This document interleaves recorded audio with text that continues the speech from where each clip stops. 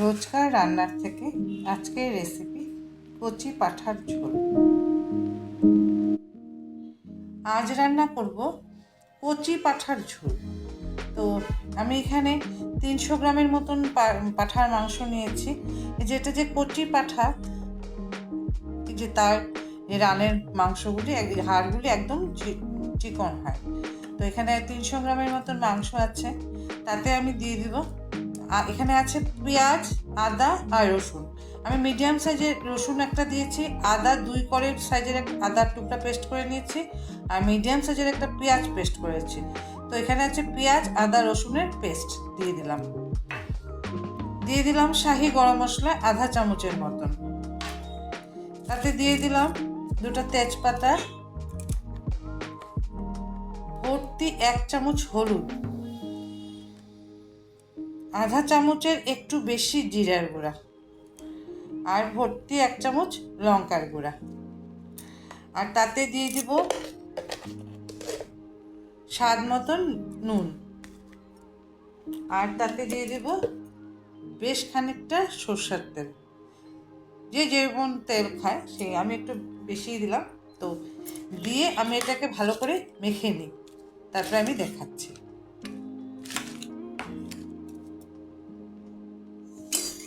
আমি প্রথমে আলু 2 টুকরা ভেজে নিলাম। আমরা আলু একটু কম খাই, তাই কম আলু দিই। তো আলুটা ভেজে নিলাম।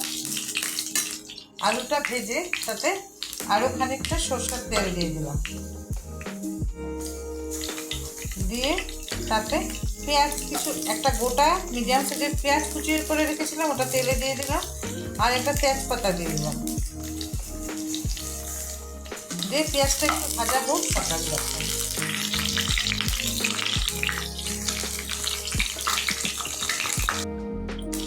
যে পেঁয়াজটা নরম নরম ভাজা হয়েছে, একদম কড়া ভাজিনি, একটু নরম নরম ভাজা হয়েছে। তো তাতে আমি দিয়ে দেব মাংসটা যে মেখে রেখেছিলাম, মাংসটা দিয়ে দিব।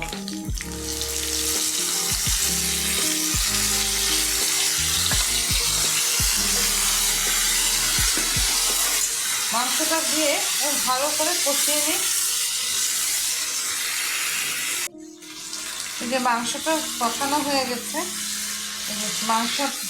মাংসের মশলা থেকে তেল ছেড়ে দিচ্ছে। তো মাংসটা কষানো হয়ে গেছে। এখন আমি তাতে দিয়ে দিব একদম ফুটন্ত গরম জল, বেশ খানিকটা, আধা লিটারের উপরে, কারণ এটা কড়াইতে হবে। কচি পাঁঠার মাংস কড়াইতেই ভালো লাগে, তো কড়াইতে হবে। এটাকে এখন আমি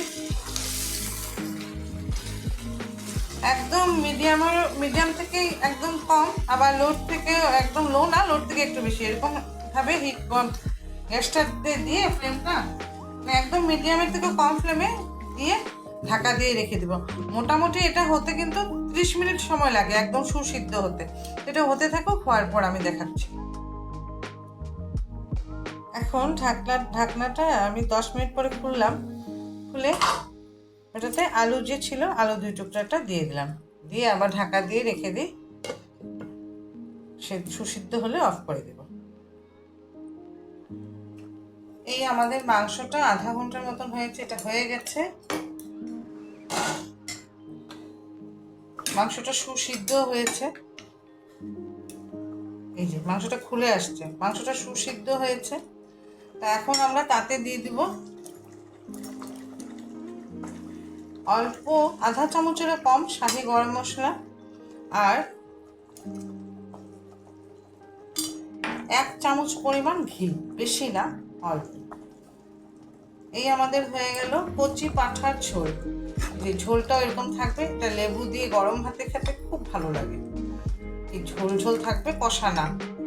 তো এখন আমি গ্যাসটা অফ করে দিলাম। এই আমাদের হয়ে গেল কচি পাঁঠার ঝোল। এটা কিন্তু এরকম একদম লো ফ্লেমে আমি আধা ঘন্টার মতন সিদ্ধ করেছি, তারপরে এরকম সফট হয়েছে, মাংসটা একদম সুসিদ্ধ হয়েছে।